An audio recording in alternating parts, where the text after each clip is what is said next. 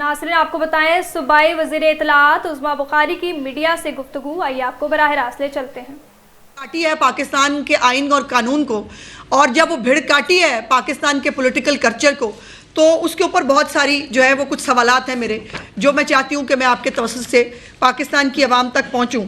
एक तो बात यह है कि कल शहबाज गिल अल मारूफ जिनको भगाया भी गया था, इस्लामाबाद हाई कोर्ट से रिलीफ मिला था मेरा ख्याल है, जिन्होंने अपने आप को पूर्ण का शायद उन्होंने नहीं भिजवाया था, तमाम तर जो है वो कानूनी तकाजे बाला ताक रख के, उन मौसूफ ने कल जो है वो बाकायदा एक जज साहब का, सर मैंने नहीं, शहबाज गिल ने आपके नाम के साथ ट्वीट की, जिसके अंदर एक एक्टर है जो बाहर आ रहा है और वो नाच रहा है, और उसने ट्वीट किया कि उसने कहा इत्तर मिनल्ला सुप्रीम कोर्ट से बाहर आते हुए, और वो नाच रहा है वो बंदा। अब इसका मैं क्या मतलब लूँ, इसको मैं क्या कहूँ?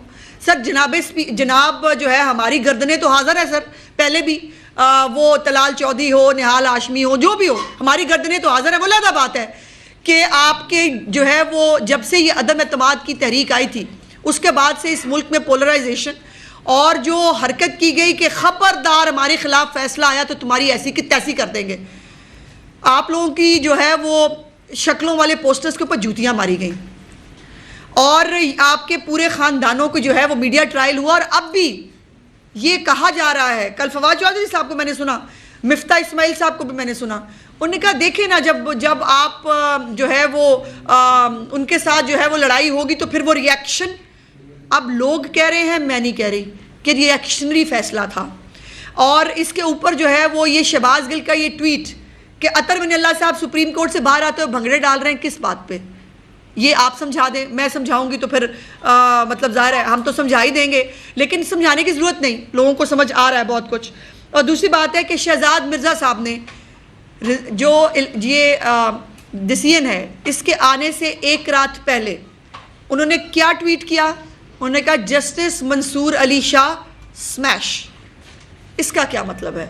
मैं खुद कुछ नहीं कह रही, मेरे कहने की ज़रूरत ही नहीं है, मैं कहना ही नहीं चाहती, मैं पूछना चाह रही हूँ, शहजाद अकबर मिर्ज़ा की ट्वीट का मतलब जस्टिस मंसूर अली शाह स्मैश, फैसला आने से एक रात पहले, इसका मतलब क्या है? फिर आ जाए ज़रा, ये फैसला 8/5 से आएगा, ये सोशल मीडिया पे एक रात पहले कैसे चला गया? ये कैसे पता लग गया सोशल मीडिया के ऊपर कुछ बाखबर जर्नलिस्ट को?